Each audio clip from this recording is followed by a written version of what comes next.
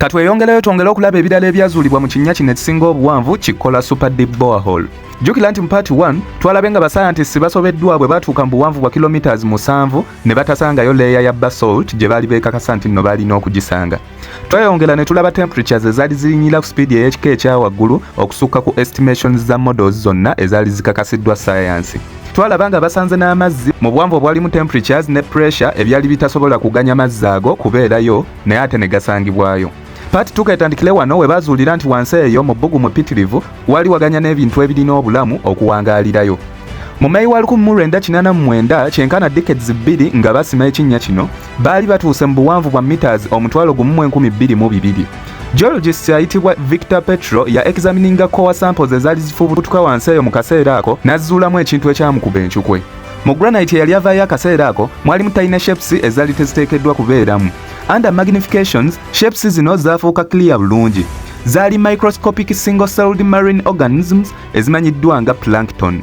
Enkula yaazo ey'omunda oba ziyite internal structure yaazo yali familia eri eriiso lya scientist yenna omutendeke era Victor Petro yakirabirawo nti zino zaali remains oba ebyasigalira by'ekitonde ekimu ekyali kibaddeko ekiramu. Okusinziira ku ba scientists, okubeerawo kwa cells zino mu buziba bw'ekinnya kino kwali tekusoboka olwa temperatures oba ebbugumu eryaliyo nga lisukka ku 350 degrees Fahrenheit, roughly 180 degrees Celsius.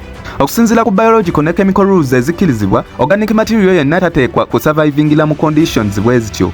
Cells zandibreakings apart, proteins ne zidestroyingibwa, carbon-based structures ne zisaanawo, naye ate ekyewuunyisa fossils zino zo zaali zikyaliyo nga ziteredde entende.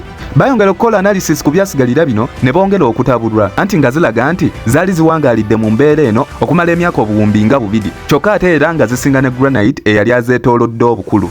Granite eyali azeetoolodde yalabika nga yali muto nnyo ku zo. Kino nno kyali kireversinze normal order ya geology, bw'ate obulamu businga butya olwazi olubwetisa obukulu. Bascientists baabulwa explanation ya kino, abasinga obungi ne bafuna n'okutya mu bo bwe baddingana tests zino nga zisigala zibawo results zeezimu.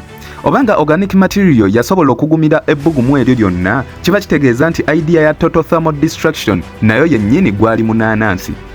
Nera Soviet Authority ya reactingirawo ne bagana Victor Petro okusharinga findings zino ne ba scientists banne ab'amawanga amalala wabula okuzikuumira mu official channels za Soviet Union.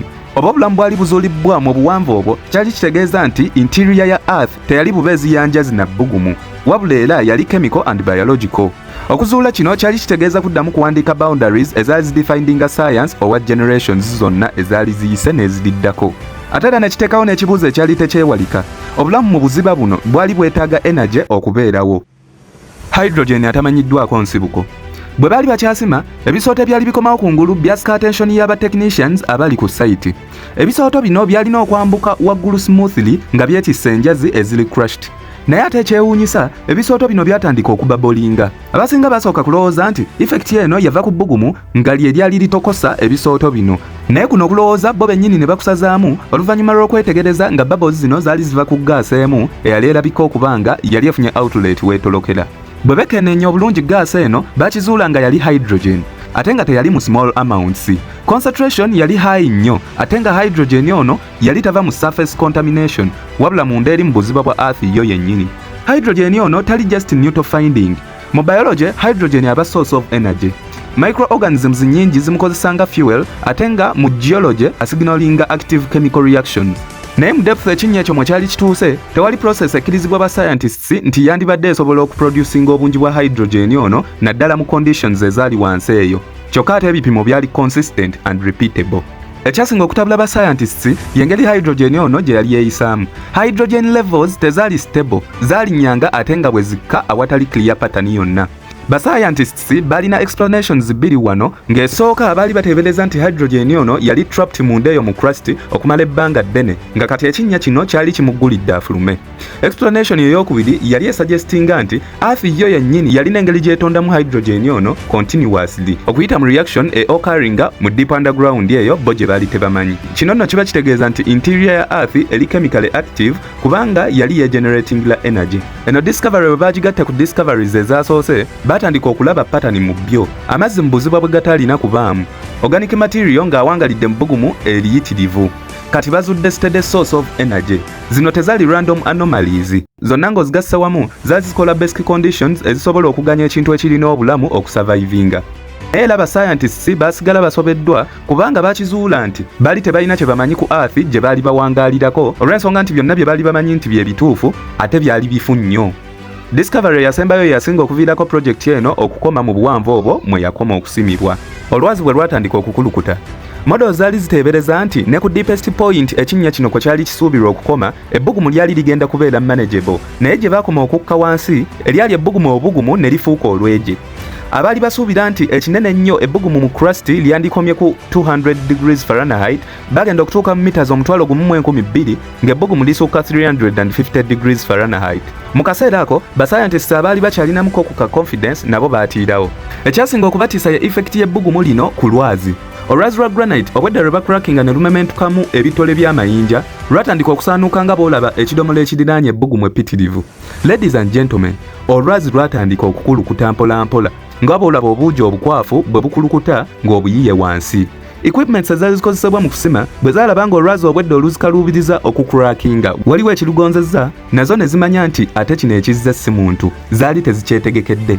Drilling bits olwali okukoona mu lwazi luno olukulukuta obwogi obwali buziyamba okusala bwe baasooka okusaanuula. Ebintu byonna ebirina steel components byayitamu omuliro ne bistressinga. Pipes ne zitandika okugongobala. Buli kimu kyatandika okugetinga damaged ng'otwaliddemu n'ebyo ebyali eno waggulu ku surface. Ba engineers bakizuula nti bandi babapaalidde mu katundu akatamanyiddwa ketwandiise no-go zone akatasaatuukibwamu. Kye baakola ne bakyusa obuufu ne batandika okusima sideways bakyuse ekkubo, naye buli gye baagendanga era nga baggukira mu conditions zeezimu. Oyinza okugamba nti Earth yali tekyabaganya kweyongera kugivumbula. Models za science buli omu ze yali yeesiga ennyo zaali kino tezikiteeberezangako kubaawo mu buwanvu buno. Jjukira bino byonna bisangibwa mu crust ate era si munda nnyo mu crust kubanga n'amakati ga crust yo nga yo baali tebannagatuukamu. Scientific predictions zonna zaali nkyamu nga najjolo. Ba scientists ne ba engineers baaluzinga moral nga bakitegedde nti bulijjo balowooza nti bategeera nnyo kyokka nga mu reality baali ba failures abawedde emirimu. Ensi kwe bawangalira baba batya nga tebalina kintu kyonna kye bagimanyiiko kyokka nga yiino yali ebaganye n'okwongera okubaako kye bagimanyaako ekituufu. Buli omu ku bo yakimanya nti baali beetadde ku mulimu ogutasoboka, naye Russia teyalangirirawo nti baali balemereddwa. Project yagenda slowing down mpola mpola. Soviet Union neelekera okugiteekamu ssente, project bwetyo neekoma. Ebizimbe ne birekebwawo ng'essaawa ya leero emmese n'emisu byagifuula maka gaazo.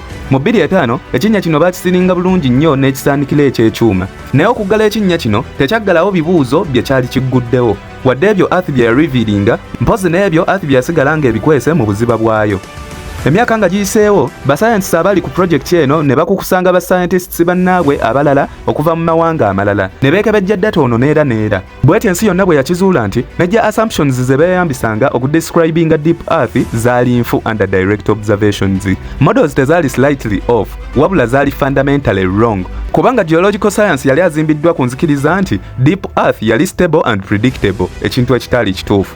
Mu video eddako nja kubaleetera amaloboozi abantu ge bayita sounds from the well to hell. Don't forget to like, share and subscribe to our YouTube channel eyitibwa Wake Up Zuukuka.